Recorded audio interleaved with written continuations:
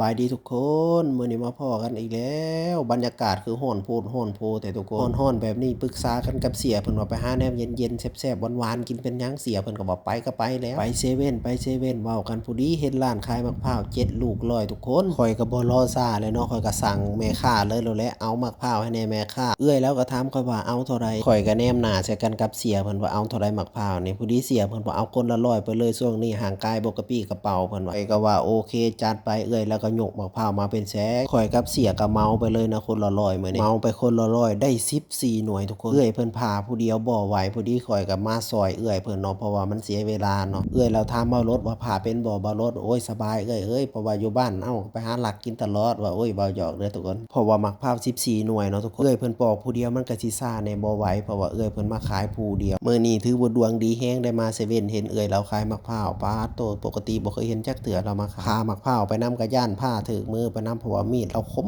ทุกคนตอนขี่รถจ้างมาเห็นร้านขายมะพร้าวเสียเพิ่นยิ้มเปื่อยเสียเพิ่นบอกว่าเจอของดีแล้วข้อยก็เลยถามเพิ่นว่าของดีแม่นหยังอ้ายเพิ่นบอกว่านี่แหล้วมะพร้าวนี่แหละของดีแหละนี่ของยอดชายเลยแหละเพิ่นว่าอ้ายเพิ่นก็เลยบอกว่าอ้ายบ่ได้โดมาโดนแล้วเนาะบ่าวรถก็บ่ฮู้ว่าแม่นหยังอ้ายโดนั่นแหละเพิ่นว่าอ้ายเพิ่นว่าเดือนหน้าสิออกศึกเมาหลายๆเลยข้อยก็ยืนงงหึงเติบสิออกศึกคือซื้อมะพร้าววะถ้ากินมะพร้าวแล้วออกลบเก่งนี่เขมรก็คือสิซื้อกินแล้วคิดในใจว่าอ้ายเพิ่นว่าบ่แม่นแนวนั้นบ่าวรถก็เลยถามอ้ายเพิ่นว่าแนวใดซะอ้ายเพิ่นก็เลยเฮ็ดใส่บ่าวรถว่านี่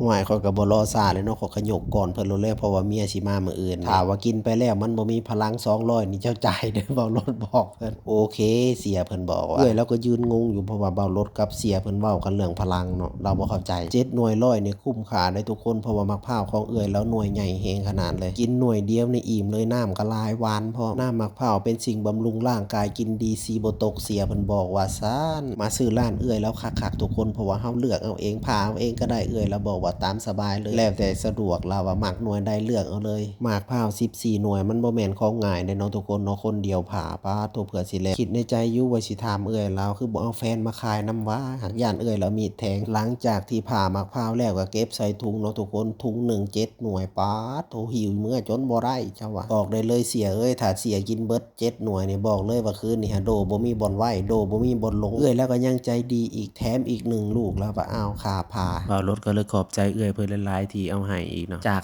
14ลูกกลายเป็น15ลูกทุกคนบัดนี้เพิ่มปริมาณขึ้นอีกแล้วข้อยก็เลยหยอกเอื้อยเพิ่นไปว่าเอื้อยเปลี่ยนจากแถมเป็นลดราคาได้บ่เอื้อยเพิ่นก็เลยหัวเนาะบ่ได้แล้วน้องหล่าเอ้ยเอื้อยเพิ่นว่า